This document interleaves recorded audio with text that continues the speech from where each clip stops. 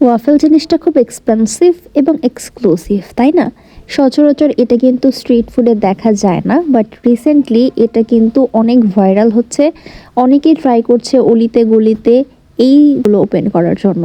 So গতানুগতিক pizza বার্গারের পাশাপাশি তোমরা যারা মিষ্টি ক্রেভ করো তারা কিন্তু এই ওয়াফেলগুলো ট্রাই করতে পারো।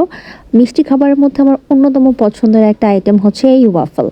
উত্তরা হাই স্কুলের পাশেই এই নতুন ওয়াফেলের স্ট্রিট ফুড কার্টটা ওপেন করা হয়েছে দেখলাম। নর্মালি দোকানগুলো যেভাবে পেইন্ট করে ডেকোরেট করা হয়, এই স্টলটাও সেভাবেই কিছুটা করার ট্রাই করেছে। বাইরে থেকে ওনাদের মেনু কার্ড এবং খাবারের স্মেল সবকিছু মিলিয়ে বেশ অ্যাট্রাকটিভ লাগছিল দেখতে। সো আমি চিন্তা করলাম ভয় নট একবার ট্রাই করি। এবং সবচেয়ে মজার ব্যাপার হচ্ছে এখানে ওয়াফেলের প্রাইসগুলো খুবই অ্যাফোর্ডেবল, মাত্র 110 টাকা থেকে শুরু হচ্ছে। আমি 2টা ওয়াফেল অর্ডার করেছিলাম। প্রথমটা ছিল ওয়াফেল উইথ নাটেলা অ্যান্ড কিটক্যাট। এটা দেখলাম যে একটা ওয়াফেলকে প্রথমে উনি বানালো। আমি বলেছিলাম যে ক্রিস্পি করে বানাতে, একদমই ওয়াফেল যদি ক্রিস্পি হয় খেতে এমনি ভালো লাগে। সো এটাকে অনেক ক্রিস্পি করে বানিয়েছিল। এন্ড দেন ওনাদের চকলেট, লিকুইড যে চকলেট, ওটার মধ্যে এটাকে পুরাটা একদম ডুবিয়ে দিল। ডুবিয়ে দেওয়ার পরে হচ্ছে এটার উপর থেকে আমি যেই ফ্লেভারটা অর্ডার করব সেই ফ্লেভারটাই উনি স্প্রেড করে দিবে। তো প্রথমটা আমাকে বানিয়ে দিল, ওটা খাওয়ার পর এত ভালো লেগেছিল আমি সেকেন্ড আরো একটা নিয়েছিলাম, আর এটা ছিল আইসক্রিম উইথ ওয়াফেল। পার্সোনালি আমার কাছে মনে হয় ওয়াফেলের সাথে আইসক্রিমের কম্বিনেশনটা সবচেয়ে বেশি ভালো লাগে,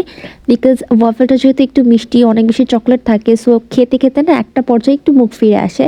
তখন যদি ঠান্ডা ঠান্ডা আইসক্রিমের একটা স্কুপ নেওয়া যায় তখন কিন্তু টেস্টটা আবারও ব্যাক করে। সো তোমরা কে কে ওয়াফেল পছন্দ করো এবং এই জায়গার ওয়াফেল যদি কেউ কখনো ট্রাই করে থাকো, আমার রিকমেন্ডেশনে তোমাদের এক্সপিরিয়েন্স কেমন ছিল আমাকে জানাতে কিন্তু একদমই ভুলবে না। এক্সাক্ট লোকেশন হলো উত্তরা হাই স্কুলের ঠিক পাশেই।